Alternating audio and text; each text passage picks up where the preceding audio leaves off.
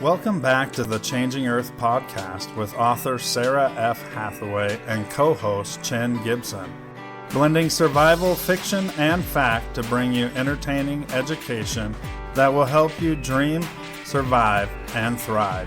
And now, here's your host, Sarah F. Hathaway and Chen Gibson. There are some signs that we are going to have a severe winter here in the United States. It's been kind of a concern of mine watching global things happen on our planet that, oh, this is a 1 in 100 year event. This is a 1 in 50 year event. This is a 1 in blah, blah, blah year event over and over and over again. I got some great Changing Earth news for you today. But there are major signs that we have a severe winter on the way. We've already had snowstorms hit the Rockies and the northern U.S. And California, although they very much need the rain, it's coming in hard at them. Today was supposed to be really, really nasty. So when I talk to my buddies at work tomorrow, we'll see how that went. Didn't they call it some bomb or something?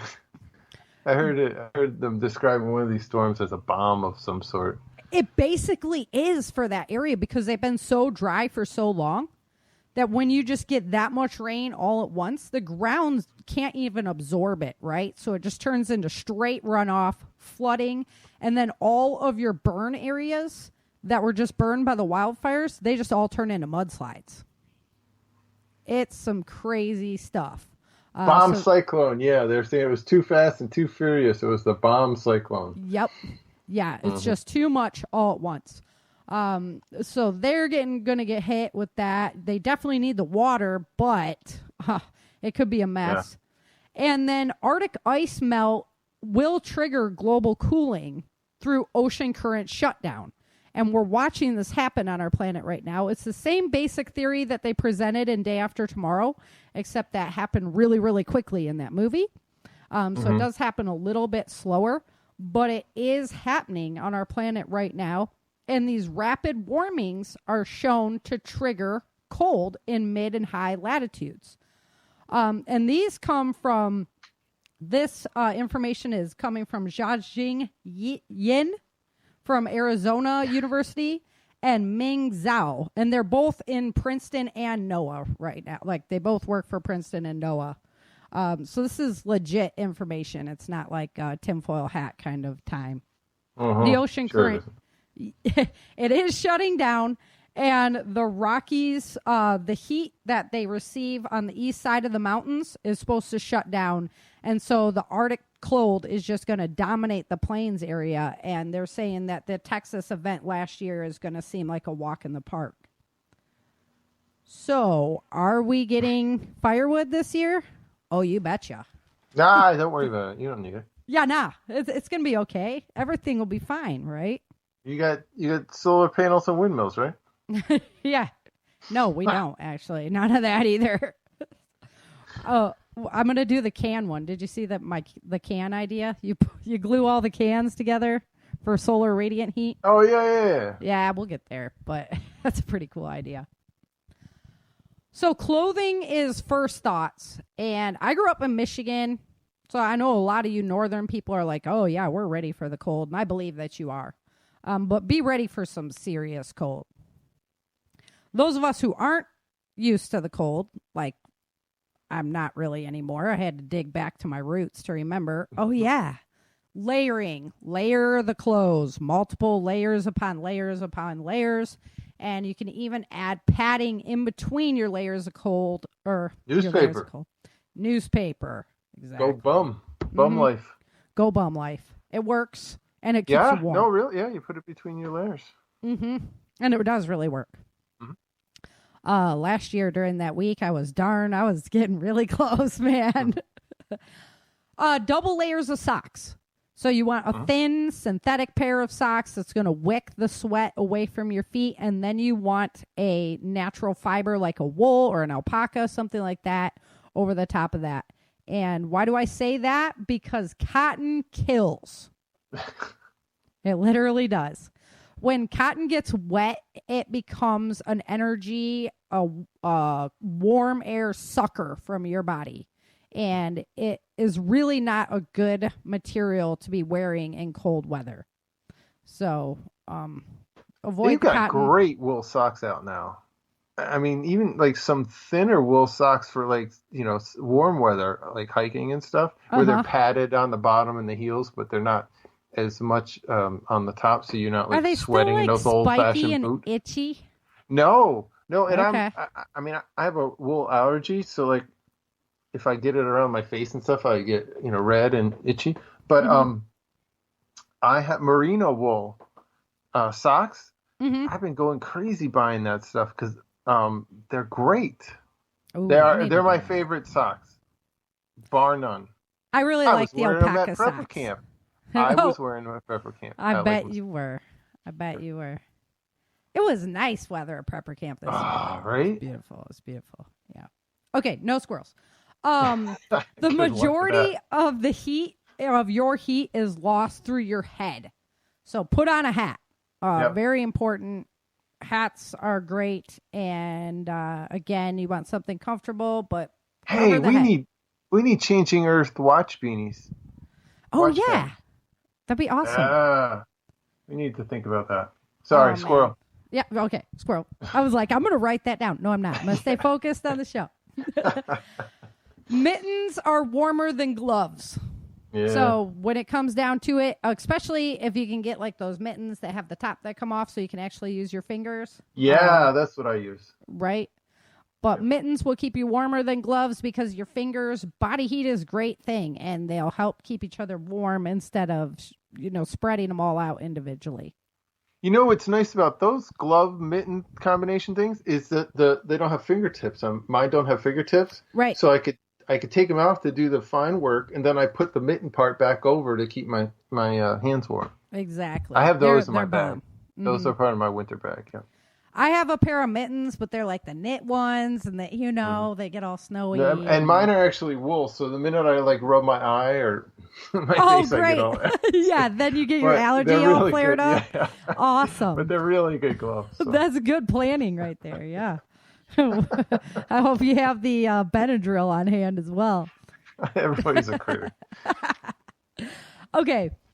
Your vehicle. We're going to touch on vehicle next because home is last because there's all kinds of great info that I have for you on your home. So vehicle batteries tend to suffer when it gets really cold. Have a backup battery. I know they're expensive, but it's worth it. I do a load test. I was pregame. I was looking up, the things to do for cars, and like a lot of these car parts stores do like free tests of all this stuff, and there's this little piece of piece of machinery that they hook up to the battery, and it does a load test to test the health of your battery. So like now's a good time just to swing by whatever your favorite auto parts store is, ask them if they've got, if they can run a load test for you, because they love to do it, because if it shows bad, they get to sell you a new battery, right? Right. Yeah. So they have no problem. They typically testing it don't out. charge. Yep. Yeah. Mm-hmm. Yeah. It's true. They tested my son's battery, no problem, when his went down. Yep. Okay, make sure you have antifreeze in your car and not just water. Water. You've been dealing with a faulty radiator and just putting water in your car. You probably. Let's see what's stronger, water or plastic and metal? Yeah, water is. I totally froze my engine block one time because we went up to Lake Tahoe and I only had water in there. Yeah. Yeah. Blew out all the freeze plugs and everything. It was awesome. It was a great day. Have in your vehicle have blankets, candles, water, snacks, just in case. Because you never know, it could be like blizzard just comes in, you're stuck in traffic for a long time, that kind of thing. Or you have a total breakdown and you have to, not mental breakdown. But or that too. Or that too. I mean, you need some snacks if you're going to have a mental breakdown. So, make sure you have that stuff stored in your car so that you have it on hand if you need it. The Ration Bars, we have Ration Bars, and they store for a long time. They store everywhere. So I tell you what, Cliff Bars are kind of my go-to. Yeah, I have Cliff those Bars. in like every nook and cranny of all my like vehicles. oh darn it, I can't remember the name now, and it's a squirrel anyway. So, Glad but to it's help. a good peanut butter one. It gives you a ton of energy. Yeah. Always have good clothes on or with you, and shoes that are appropriate for the weather you're going to be walking in. I would say in the car, because you could be doing some movie night or going to work or something, right? And Yep.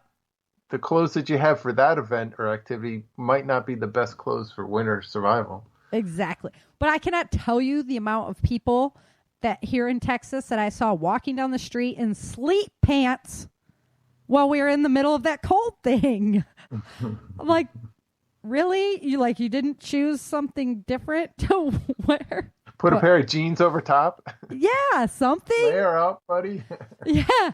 So, definitely make sure you have appropriate clothes, because you never know if you're going to break down. You're going to have to walk, something like that. And footwear.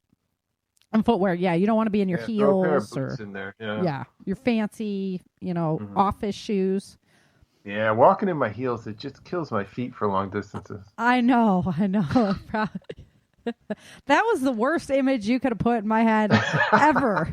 I just saw Chin and heels walking down the snowy road with and if you ever saw Chin with your shins just like shorts on or something. Yeah. Okay. Your fuel level. You should be topped off. Make sure you have a lot of fuel, because you never know if you're going to get stuck. You're going to need that engine to run a little bit longer than it wanted to, kind of thing. You might have to drive farther because you might have to go around certain obstacles, things like that. So fuel is really, really important. And then ice scrapers and snow shovels. So in a lot of the South, they do not have snow shovels. Probably not a bad idea to have one. They have ones that fold up real tight, and you can put them in your emergency kit in your car. So, and then ice scrapers. Sometimes your credit card's just not enough, and you need an I actually was scraper. At a grocery store a month or so ago, and there was ice scrapers on clearance, so I grabbed a couple, threw them in the bin. Yeah, why right? not? Why pay $5 for an ice scraper when I could pay 50 cents, literally? Well, my Sam's card works pretty good. Yeah. As an ice scraper, so, All right. For your house, make sure you have food and water on hand. I mean, this is... wait. Can I add one more thing to the car? For the cars? Go for it. Your windshield wiper. Because they make the heavier duty windshield wipers, and a lot of them have a piece of rubber over the top framework of the blade, so it helps move snow as well. So check your windshield wipers and make sure that they're winter blades, not just summer. I wonder if they're even available in Texas. Yeah, they are on mail order. And the compound is different for cold weather versus hot weather. That makes sense. Oh, the rubber compound. So that was the one. That makes a lot. And make sure you have windshield wiper fluid in your car. Yeah, instead of water. That's helpful as well, too. Unless you want ice over your windshield. Well, I think it might have been the same tripper going up to Tahoe. We didn't have any. I'm leaning out the window to use a spray bottle across the windshield. Put a little vodka on the windshield to defreeze it. It worked. Mm-hmm. So, all right. So now we're ready to roll into the I'm sorry. I had to get the blades in. No, I like it. I'll definitely check that out because, my van's not going anywhere, but to have a pair backup for Brock's truck. Yeah. Really good idea. Yeah. Okay, so extra food and water. It's always a staple. Yeah. We're going to say it on every show. If you're ever preparing, food and water's what it's all about, man. I keep a lot of my water in my freezer. As the meat goes down, I put water in. Then I can take the water out when we meet back up, Yep. So I keep a lot of it there. So it's going to be fine if it freezes. No problem. Just leave room in the gallon for the expansion to happen. Yeah. Or else they break.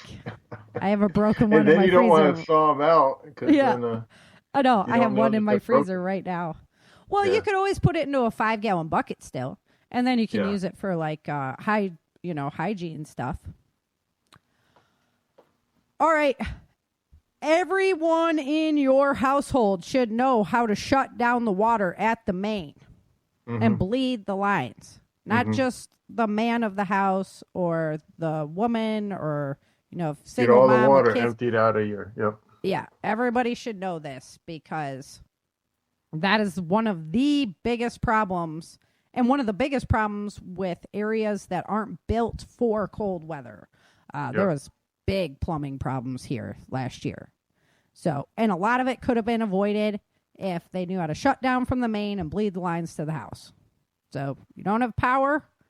I know it sucks not to have water, but it's better to not have water than to freeze your pipes and have that problem to deal with after everything thaws. Yep. Have firewood on hand if you have a fireplace. Make sure you stock it. Even if you live in a warm area, you never know what's going to happen. And we could go on about this one, but I'm just going to avoid the shame there. Stare down the hallway. Yeah, I'm going to stare down the hallway at my husband. Go, see, I told you so. I told you we still needed firewood. I told you. I'm the prepper, and you don't listen to me. Anyway, I digress. If I like you don't, this next one. Yeah, if you don't have a fireplace, or even if you do, and it's really cold, you can put your tent up in your family room. And then everybody can... Great idea. Yeah, everybody can stay in the tent. It makes that smaller area that captures more heat. Yep. Smaller spaces equal more heat. So it's a good idea. You can... if you still have power or something, you could watch TV out your little screen area or something. Or bring a tablet in or whatever. Put blankets on the windows, right? So close your blinds, close your curtains, put blankets up over the windows. Stop that heat from coming in to the house. Yeah. Yep, the draft. We shut down every single room in the house except for one. Because then you're creating all the heat there. It's keeping the heat there. We did pick the room with the vaulted ceiling, but, So if you can pick a smaller room, that'd be fine. Do that. Shut down all the rooms except for one. If your heater's struggling to keep up, you shut down all the vents in your house except for the vents going to that one room.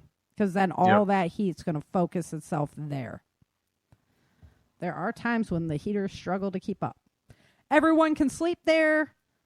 Snuggling makes more body heat. So snuggle up, get the blankets. Everybody just hang out. All right, in case the power goes out, of course you need your oil lamps, candles, flashlights, batteries, headlamps, that kind of thing. And then know the capabilities of your heating system. So we had a brand new house. We weren't very versed in our heating system. And little did we know that the pump would actually freeze. And it doesn't work below like 31 degrees, I think it is. Mm-hmm. So there's an auxiliary switch that kicks it into emergency mode so that it keeps producing heat. But it's not as great, but it struggled a little bit more to keep up. That's why we shut down except for that one room. But these are things you want to know in advance about your particular heating system. Is there a certain temperature where that thing is not going to perform anymore? You probably should know that ahead of time. It's really helpful. Learn from my mistakes. Manual powered NOAA radio and a regular radio. So just in case you don't have batteries, you should have all the stuff you need. How long will you need it? I don't know. But you should have one that's manual powered as well. Do you have one of those? Mm-hmm. Like the crank one? Mm-hmm. Mm-hmm. Yeah, I know, because you're like Mr. Prepper awesomeness. I don't really have a good one, though. It's kind of a cheap one that I don't like that much. Okay, but, I got you. I mean, I have one. But so it's there. I can truthfully say yes, but push comes to shove, I should have a better one. Mm-hmm. We have one, but it's batteries. So, I mean, again. Yeah, the battery ones are my go-to. And I've got some solar charging systems. So. Yeah, us too, as well as on that note. Mm-hmm. And that was my next one. Solar-powered USB chargers. Those things are worth their weight in gold when you don't have power. You just put them in a window or whatever, and they power up, and they'll power up your devices. So I just got a solar panel at a Goodwill store. Really? Brand stinking new. Wow. I'm like, I'll take that. How much?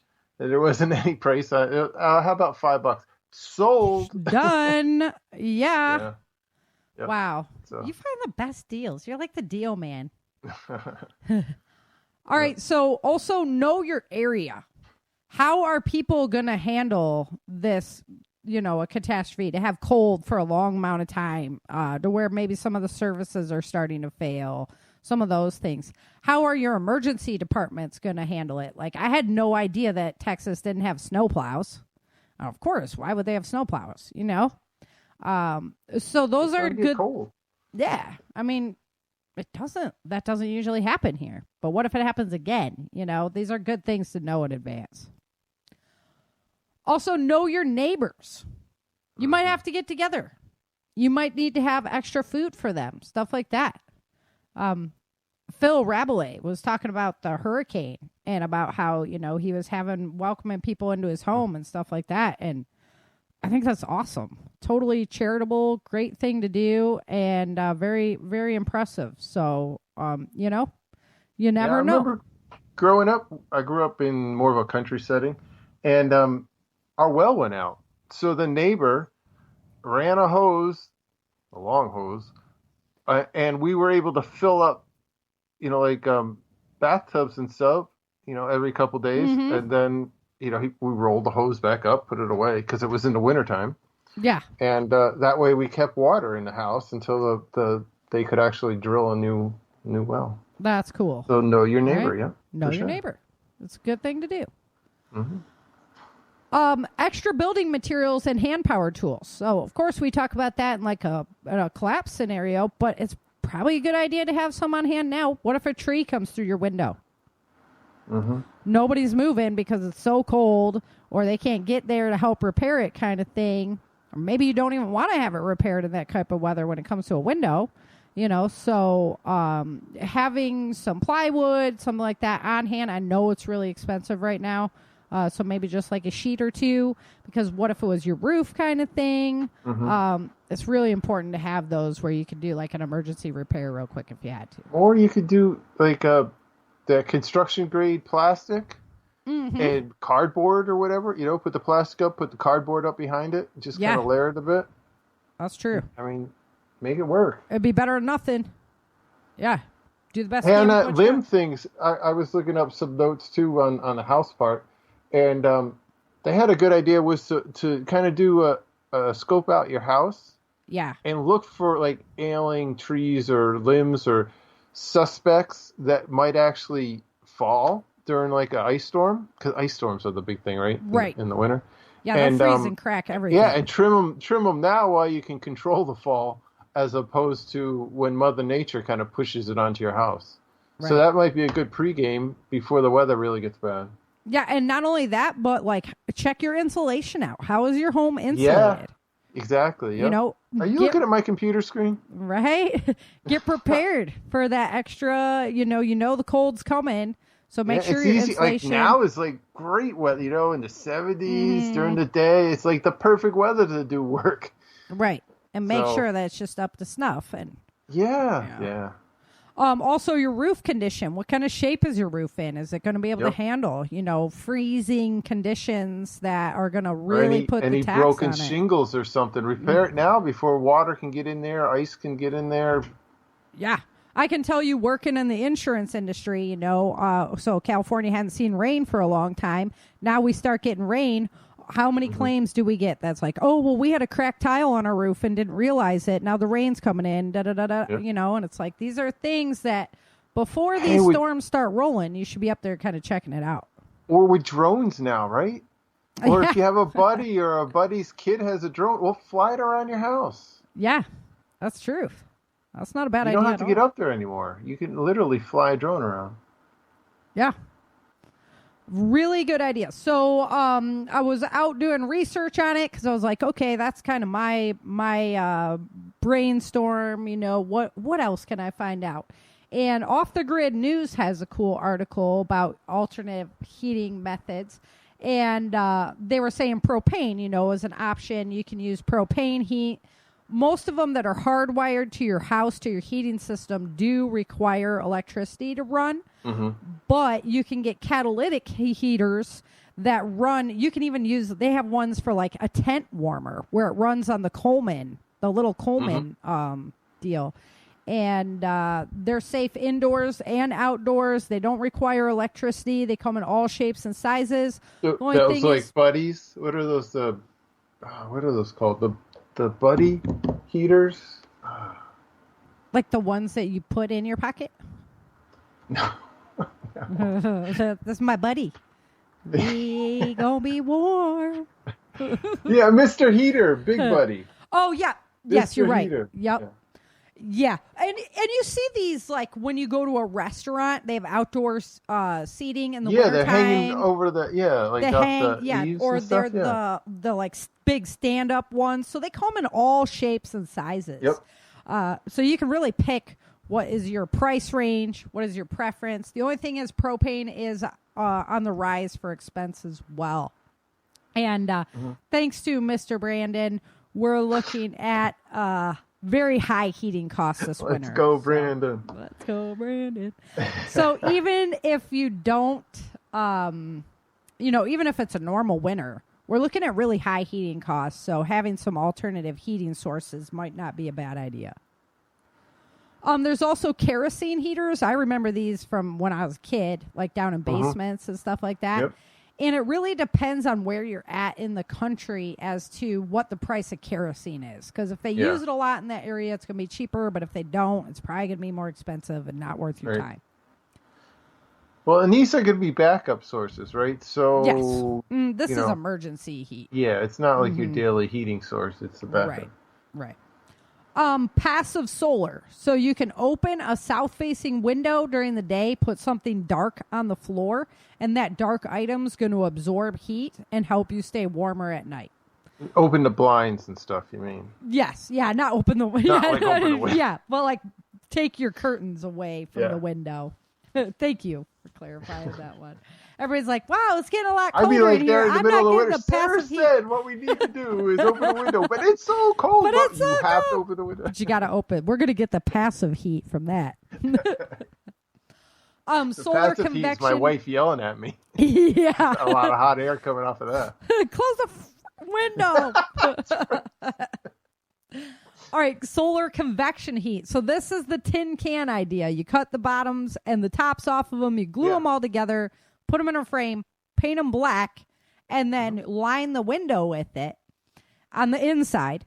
They'll catch the heat from the sun, and the heat comes out the top. The convection heats up. Yeah. That's a pretty cool idea. Yeah, I like it. Me too. I don't know how much it would work in like 20 below, but hey, every little bit's going to count. It can't hurt. Right? Yeah. Exactly. So if you don't have wood and you have a fireplace, are there cows nearby? You could burn the patties if you needed to. I know, it's weird. The old cow pokes out there. They were talking about coal burning too, but you have to make sure that your wood burner is lined with fire brick. You cannot use like a metal one because it burns so hot it can actually melt the inside of your wood burning stove. So be very careful about coal, charcoal. That's why I did not put it on the list because I was like, we're just going to avoid that because if you have a special system that'll burn coal, you know it. Yeah. You already know it. So if you're in a really old apartment building, check to see. They might still have one. Yeah, that's accessible. And then long term, I even used it in my book. The compost heat system is really cool. To be able to pipe through your compost pile and then funnel that into your house. It doesn't smell or anything. It just provides you with heat. So no, it's a closed system. You're just running a pipe through the pile, and it heats the air up as it runs through the pile and then run it through your house like baseboard heating with hot water. Yep. So that's a really cool system, and I'm so fond of it. Like I say, I even used it in my book. That's how they do a lot of heating in Pine Springs. I've seen that used for like greenhouses and stuff to keep greenhouses warm. Yep. Yeah, up in Maine. Stellar idea. So, okay, Happy Prepper also had some cool stuff, and they said stock up on the hand and toe warmers. You know, the little ones that you break the thing. And you know what? That's the kind of stuff that you can buy postseason in the clearance bin, and you just fill up the cart. Yep, and they're not going to go bad. Mm-hmm. Yeah. I mean, they might go bad. I don't know, but no, I had one. You'll have them. I had ones that I had put in my go bag from like 10 years ago.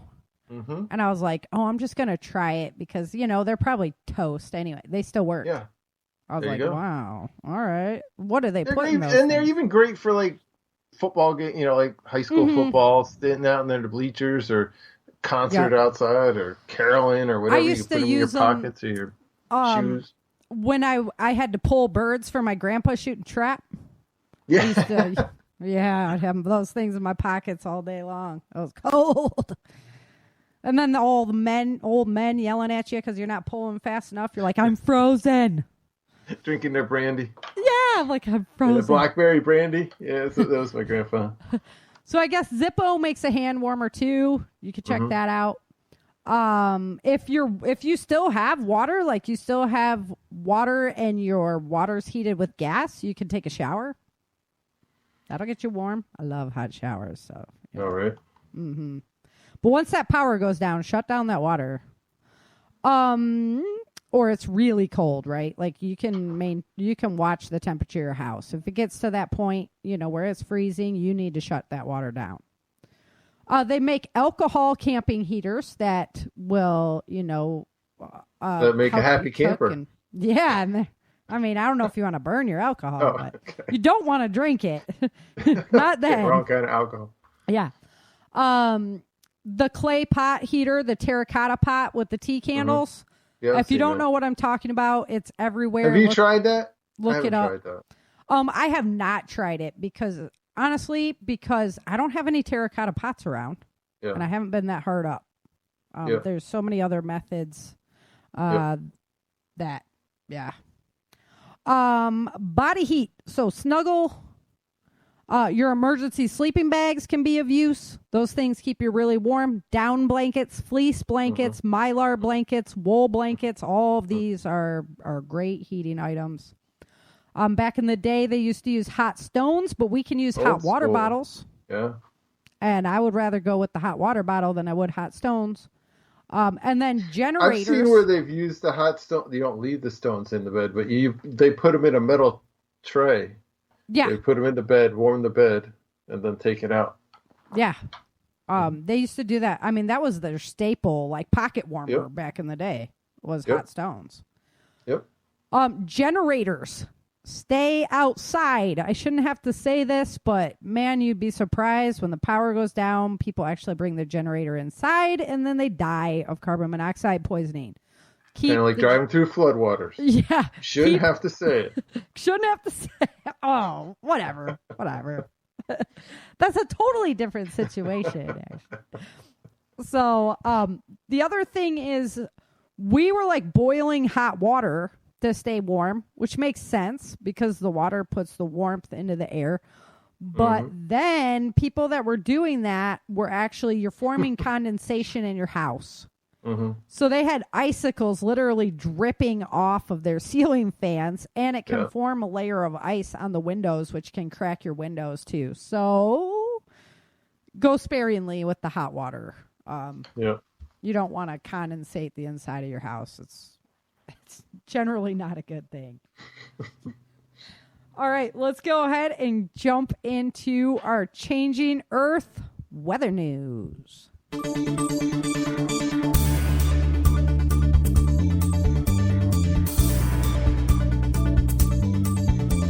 All right, so we had an interesting week.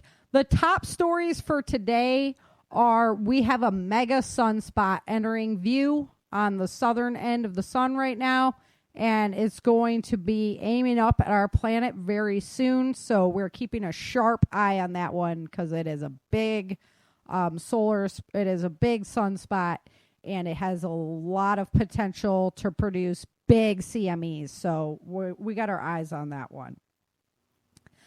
La Palma The earthquake activity is not slowing. They had a 4.8 yesterday. We were hoping that it would kind of stabilize, but it actually hit again with a 4.9. So I don't know if you guys have been staying on top of this, but there has been rumors out there. I've seen it myself. The earthquakes have made a complete grid pattern. It looks very artificial. So there's a lot of debate going on about why it looks that way. Maybe it's just their monitoring systems, or maybe it's something else going on. But, you can do your own research there. I just wanted to kind of bring it up, and it's just kind of curious that it looks that way. There's a series of atmospheric rivers that are going to impact the western United States and British Columbia. So all of our, we got Ryan, our host up there in Washington. They're going to be looking at some severe winds, rainfall, and snow coming to the mountains there out west. So batten down the hatches, everybody out west, because it is coming in at you hard. What was it? The bomb, Chin? Yeah, the bomb cyclone. Bomb cyclone headed your way, guys. For real, it's pretty big stuff.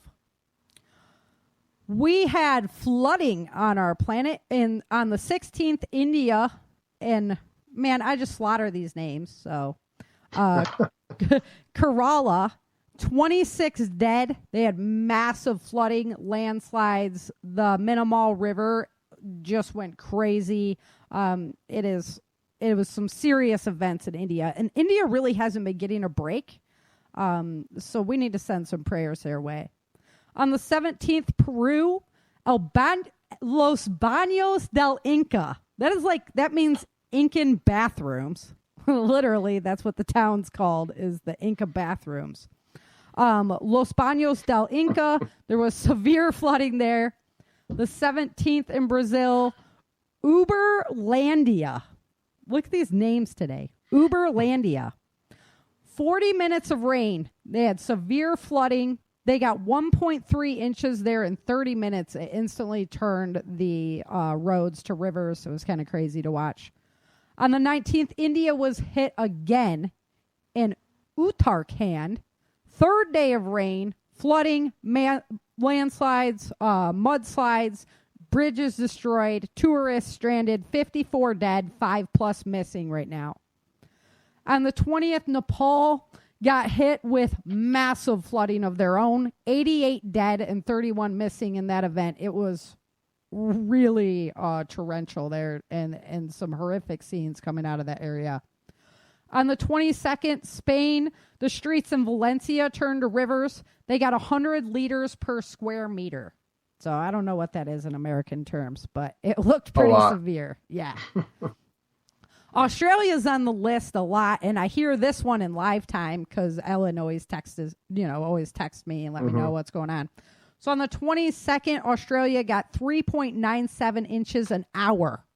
That's a 1 in 50-year event. So what I'm finding interesting, like I said at the beginning, is all these 1 in 100-year events all happening on top of each other.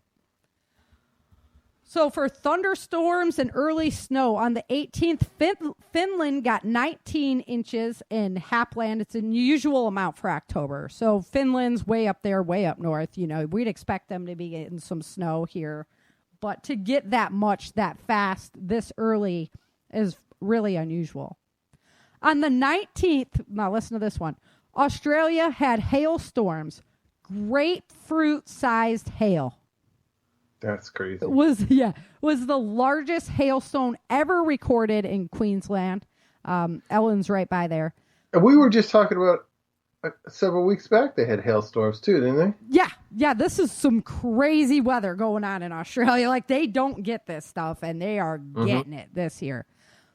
Hailstone the size of a grapefruit has a terminal velocity of 62 miles an hour.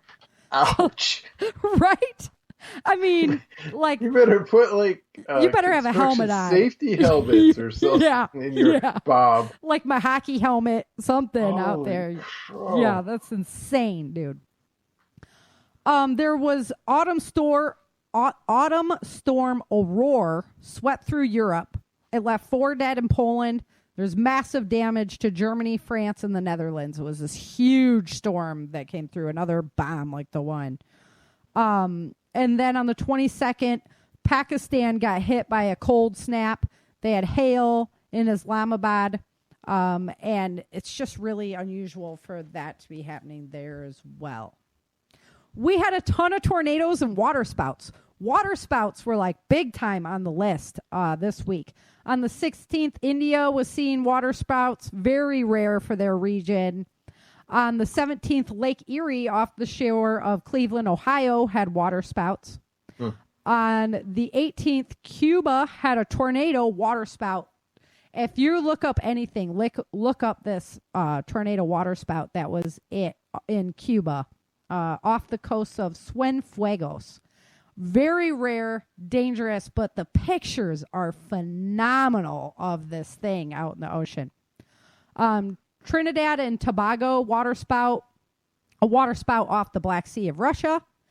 UK had an unusual mini tornado come and hit Cheshire. The Cheshire cat. It damaged cars and houses. It was pretty crazy. The Netherlands also had a tornado. And Queensland, Australia, on the 22nd, they got hit with a tornado as well. And they don't usually happen in that area, so it's really crazy. Russia saw really strong winds. There wasn't a lot of rain activity or anything associated with it. They saw it on the 16th, though. It ripped off roofs, left 2 dead. I'm not even going to try and say that name because I'm going to slaughter it. And then on the 22nd, Moscow in Russia got these severe winds. 50 trees down, 25 vehicles, several roofs, and power outages in like 26 settlements around Moscow. So pretty severe stuff. Going into volcanoes. On the 19th, Papua New Guinea, the Manam volcano shot ash 50 feet in the air. It was pretty cool to watch. And then on the 20th, Japan, wait, I think you forgot a couple zeros after the 50. Is it 50,000 feet in the air? Yeah, 50,000 feet in the air. Yep. In Japan, powerful eruption on Asosan's Nakadoka crater. Week of tremors led up to that. It shot ash 11,500 feet in the air. That is just disturbing because of the activity that they saw leading up to it. We've had so many tremors going on. I mean, tremor activity never really ends in like the Yellowstone activity, but it's area, but it's really been on an uptick. So we have eyes on that one too. On the 20th, Eastern Russia, this was really cool pictures too. A mud volcano. I'm not going to say that name because it's really hard. But a mud volcano began a series of eruptions. This emits mud and gas that can spontaneously combust. So it's kind of like in Princess Bride, the fire swamp. It looked like that. It was crazy. Like the mud just, bleh, and it's just eruptions of this gas and mud just spewing out. And then, of course, La Palma on the 24th, it expands. New spouts are opening. Cones are collapsing. It is the most devastating eruption of a volcano in recent times for sure right now. Okay, fireballs and asteroids, because, that's good topics. On the 17th, one flew across Southern California.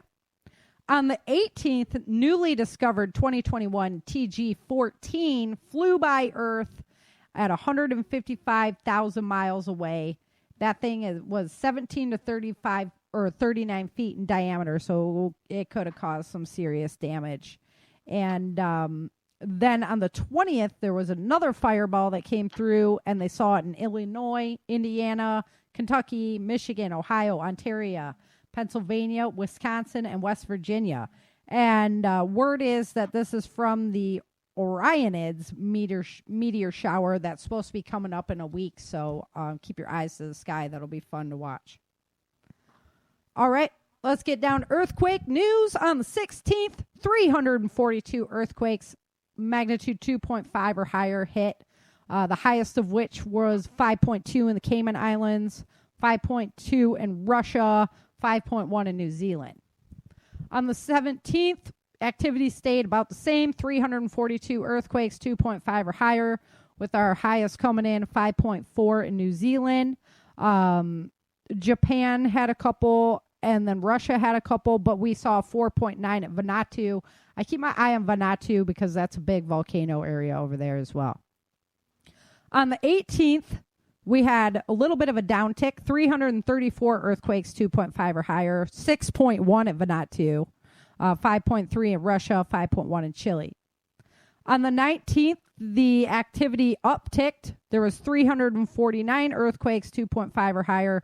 The biggest, which was a 6.1 in Greece. It was only 36 miles underground, and it was right off the coast there. It rattled them pretty good because it was so shallow. There was also a 5.2 in New Zealand, 5.3 in Japan, 5.2 in Costa Rica. And Costa Rica has been popping up more and more, so I'm keeping my eyes on that too. And then a 4.9 in Alaska. And then on the 20th, there was 339 earthquakes, 2.5 or higher. So, we're staying about the same. 5.1 in the Solomon, 5.0 Indonesia, 4.9 in Chin's favorite, the South Sandwich Island. Yes. I don't know. The Alaskan one might come in as a good second. Rat Island. Rat Islands? Yeah. And that's in the Aleutians. Yeah. 21st, 402 earthquakes, magnitude 2.5 or higher. There was a 5.9 and a 5.7 in New Zealand. And, a lot of wealthy people have their bug out properties there. I'm not sure with the amount of earthquake activity that they get and, the forecasted movement of that country. I don't know that I'm really buying into that one.